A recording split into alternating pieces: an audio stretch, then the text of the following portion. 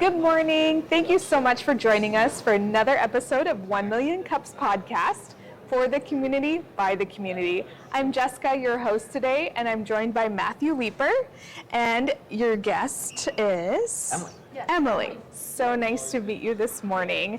And you're an attorney, Yes. correct? Yes. Awesome. And specializing in patents. Patents, intellectual property. Excellent. So patents, copyrights, trademarks, trade secrets, and related transactions. Absolutely, which is super important, obviously, for startup community to keep our intellectual property protected. Absolutely. Yes. How long have you been doing this? I've been practicing law since around 2011. Oh, wow. So Fantastic. over a decade. Mm-hmm. And then I've been an entrepreneur for maybe 5 years ahead of that. So lots of experience in the trenches and helping others. That's fantastic. And what drew you to being a patent attorney? Well, initially, simple supply and demand. Okay. You have to have a hard science background to practice patent law. Okay. Only 5% of attorneys have a hard science background. Oh, interesting. So that means I was only competing with 5% of my law school classmates instead of 100. And so that led itself down a path. And then as I got going in the profession and saw all the wonderful things you can do with intellectual property, particularly for early stage companies, then you start to realize that it's useful to really focus on that particular niche and help folks get going and gain momentum as fast as possible. When you say a hard science background, what does that mean? Well, that means engineering, calculation, or calculus-based physics, or like other kinds of deep science, but would exclude most of humanities. Gotcha. So you need the actual hard science to be able to sit for that particular license. Gotcha, which makes sense because typically with the patents, you're thinking more about the physical construction of something or, how this is going to be new.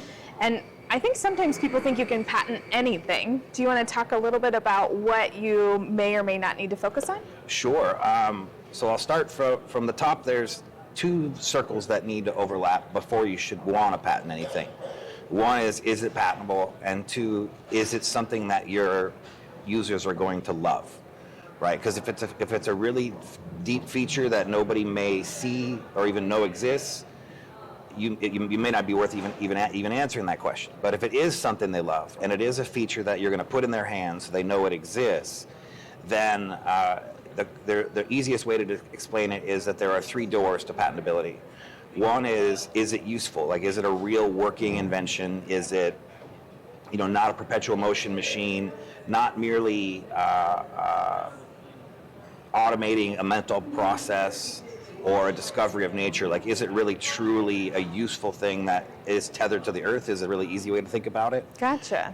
The next one is novelty, which means that your idea is unique relative to everything out there, which means there's no one piece of paper, for example, that discloses every element. Right. And then the third door is obviousness, which means that there are no two pieces of papers or blog posts or internet, whatever, that you could put together to arrive. So if you have something that is useful, something that is novel, and then non-obvious, those are the ingredients for patentability. And so you can arrive at those three things and yet still not be directed at something valuable.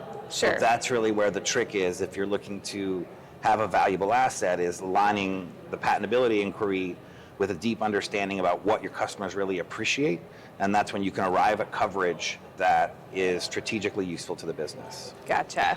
And that can be quite a process. I know when I approached a patent process, I was unprepared for the length of it. Mm-hmm. Can you talk a little bit about that? Yeah, so it's a first to file system, so you want to get your ideas on file as fast as you can. Sure. But even after you file, it may be 18 to 36 months before you really learn if what you have is valuable, in the sense of whether it's patentable, and it may take you equally as long to really understand what parts of your technology are strategically useful, right? And so these considerations are more important for the small company that only has so many opportunities they can chase at once, whereas some of the big companies might go out there and file 100 patents and see what happens. Oh, wow. Right? Yeah. So what I typically recommend for early stage entrepreneurs is, put together a really robust disclosure. Think about all the different ways that your invention can be utilized or put together or consumed in whatever way, And start with that. And if you have a couple good foundational disclosures early on that you can build on, then you can cover what you're doing then and what you might be doing in the future, and maybe what other people might be doing. Because that's the other interesting thing about patents. While they do take a long time for the entrepreneur or the small business, the time is your friend.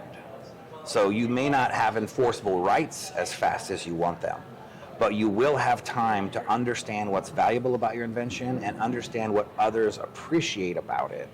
So that way, when everything kind of comes together and you get to these decision points of, okay, this is the path I want to go down for these claims, that you really truly understand what you're doing. So in other words, it does take a long time, but dependency is actually your friend. And sometimes it can be more valuable to have 3 or 4 open disclosures that are just stretching out for years at a time than it is to accelerate everything too fast, because sometimes that accelerates the costs faster than you're ready. Gotcha. And sometimes it forces you to make decisions that are more speculative because you haven't had the opportunity to engage the market just yet. So long story short, while it does take a long time, you're still best advised to file often and file early, and leverage dependency as a means for taking the time to understand the market and understand what's valuable. I'll contrast that to a less optimal practice, which is to file the patent and then not do anything until you know whether you're going to get the patent or not. In that case, you're effectively wasting your time. You should start trying to sell your idea, license your stuff, the second you have enough disclosures built up, because you may find out that what you've written a patent about is actually not where the business needs to go. Gotcha. Which happens. I mean, you're better off learning that early. Right, so you can pivot and So get you the can other pivot and things do it, or maybe you protected. can look back to your spec and you can say, all right, well, I thought the most important thing was in paragraphs, 20 to 30, but it's actually in paragraphs 40 to 50, and so you can shift your focus and go with it. So that pendency is your friend. Gotcha. And if you use that to go out there and engage the market, then you're increasing the odds that those 2 circles are going to overlap, that you're going to arrive at something that's both patentable and valuable to your business. Gotcha. So for maybe a company starting up with a little bit less resources, is it better to do multiple kind of shorter patents, or one patent that has like a lot of clauses like you mentioned? Yeah, it really comes down to what kind of story you can tell. Okay. Like if you can tell a story, because that's the other thing. You have to remember that the reader of these assets, the reader of a patent document, is often a layperson or an executive at some company or a judge. And in all these instances, they're looking for a story. So if you're telling this technology story of, before there was a problem, I came up with a solution, now the world is better. And if your solution has multiple parts, that's not uncommon, right? So you can certainly take a patent and focus on just one part, but you can also tell this broader story. And so I think for a small company, if you can tell the broader story, that's well served, because then you can reduce the cost of filing fees. Sure. You can reduce the cost of having an attorney prepare all the related papers associated with filing it. But you also have to make sure you don't lose the story. Right. So if you get to, if you're describing a car and you've got innovations on the hood, the engine, the inside, the wheels, right? But yet you also have innovations about an airplane. If they're not related, you probably don't want to tie them together. Sure. But if you have a more comprehensive story about a car and you're going to go down a few rabbit holes talking about unique features, that's fine, really. Because you can always go back and mine the specification for what's valuable. And that's what I mean by enjoying dependency, because if you have this, what I would call a multi-embodiment application, then as time goes on, again, you may decide that the most valuable thing wasn't the whole car. It was what you were doing with the hood. Gotcha. And that's all that was needed. And you can build your whole business around That's that. where you So focus from on. a small entrepreneur standpoint, sometimes that's useful for getting your story right. It's useful for being able to pull the story out of your team members, some of which don't always stay with you for the entire journey. Gotcha. So the more you can get and capture into a document, in many cases, the better. But as a company matures, then it can make a lot more sense to be more focused. So your first couple patents might be 30,000 words, right? And 30 pictures, and your next ones might be, 8,000 words and 10 pictures, because now you've finally honed in on what is important and what's truly valuable and important to the business. And so you start to focus your efforts over time. Gotcha. Perfect. So Emily, thanks so much for chatting. Yeah, and I know you're a little bit newer with Matthew. Yes. So talk to me a little bit about your background. Oh yeah, so I recently graduated from Creighton School of Law, which is just down the street there. Congratulations. Thank you. Yeah. And there I focus mainly on business law, contract law, related things to that. Very cool. I did some legal research, and I worked at a law firm for a while as well. Awesome. And yeah, now I'm working for Matthew, and Excellent. we're working on some different AI strategies for the law firm. Fantastic. Yeah, and Talk to some me a other little bit about matters. that. What does that mean with AI and law? Yes, so we're working on a couple things right now. The first thing is kind of building a private LLM sandbox. Very cool. Yeah, basically something that we can ask, kind of patentability related questions. Great. Things like that. And then we're also working on creating an AI receptionist for the firm. Very nice. Yeah, something that can do intake, do some invention disclosures, things like that. So. That's a great idea. Is that something that you guys are considering marketing to other law firms once you get that done? Yeah, that's something that we've thought about. Ideally, we'd love to commercialize it, but Sure. Yeah. That's so helpful because, a lot of people probably have the same questions, and so the Yes. model can kind of walk them down the path and even maybe screen to see if they're appropriate to talk with you guys. So yeah, absolutely. that's awesome. What drew you to an interest in AI? Honestly, just growing up in the age of technology and Absolutely. constant, progression of everything, and being in law school from 2020 to 2023, I feel like there was a lot of, or 2024, I feel like there was a lot of, AI presence even within some of the legal, engines like Lexis, and there's like a Lexis AI and different things. So I was exposed to those quite a bit, and I've always had an interest in it. So I've been able to explore quite a bit of that interest with Matthew. I think that's really great that you guys are helping to sort of shape the model, because I know there's a lot of concern with hallucinations and incorrect answers that might be given. And when it comes to legal things, that is a big deal. Yeah, that's a very big deal. So. Yeah, absolutely. That's really cool. Did you take any AI classes, or was that part of your law course? They didn't offer any AI classes at Creighton, but I did take advanced legal research where we played around quite a bit with LexisNexis's cool. AI. So it's like a legal AI. You can ask it, legal questions. And That's fantastic. Yeah, so I was exposed to that, as it was recently created. Very cool. I think what's really cool about AI is that it's constantly evolving, right? So classwork is almost, past the relevancy by the time that you get there. So I think that's really, really cool. Yeah. What, aside from the LLM that you guys are going to make to help your clients, is there any other ways that you see AI pushing into maybe the patentability of things? So our LLM is going to have a couple different capabilities. It'll kind of function as different kinds of AI agents performing different tasks. I'm trying to think of what else, but we have our AI receptionist. Sure. We were discussing earlier potentially using AI as kind of a LinkedIn tool. Apparently it can update things and do things. You can almost train the AI to work for you. That's fantastic. As a really good efficiency mechanism. Yeah. So.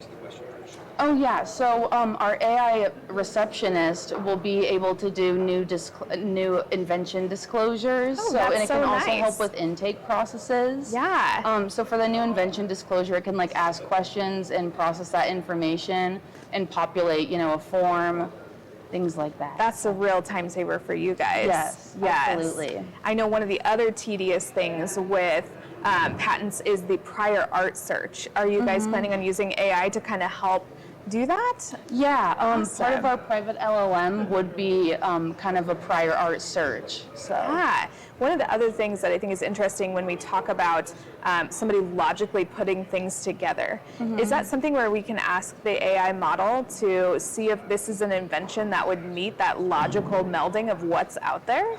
Yeah, I think so. That's our goal for sure. Awesome.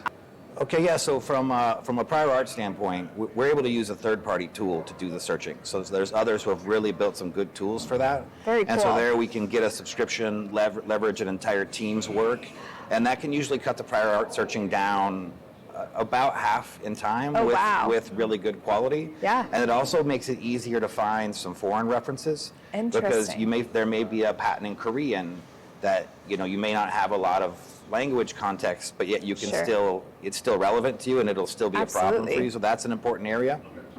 And then with respect to the private sandbox or the private LLM, the idea is if you can upload one bucket of information, that's the disclosure. Sure. Another bucket that is all the prior art that you know about, and then create some rules based on patentability, like what are outlined in the MPEP and related cases, which is what we're working on now and probably the hard part. Then you can start to ask it those questions. You can say, hey, this is what I want to do. Sure. Do I have support for that, and can I claim it? Or you can say, here's a product that I think infringes what I'm trying to do. Can you tell me if I can cover that? Can I send them a letter? Or at the very least, we believe that this tool can empower the executive to be able to make some of those early determinations on their own. So before they pick the phone up to call us and spend money and have us go do something that's speculative, Yeah. they can spend a little bit of time on their own kind of saying, you know what, I've ran this a few times. I think this is worth, calling the firm and have them give me something more formal. Absolutely. Because that's the challenge with AI when you're dealing with professionals, is that it's never going to replace the opinion of a professional, but it can certainly help you determine whether you need to seek the opinion of a professional. Absolutely. And so the more tools we can put into the hands of our clients to be able to make some determinations on their own, that's not really taking money away from us. It's actually just ensuring that if the phone rings or we get the email, that there's likely a really high value matter that we can help with on the other end. And also, quite frankly, there's a little bit of time savings in, sometimes as a courtesy, especially for a long-standing client, if you call me with a speculative question and the answer is, nah, I can't help you with that, I'm probably not going to bill you for that. Right. Because I want to be able to bill you for things where I'm adding a lot of value. And so if you can kind of handle some of those early ones on your own with a small degree of confidence, great.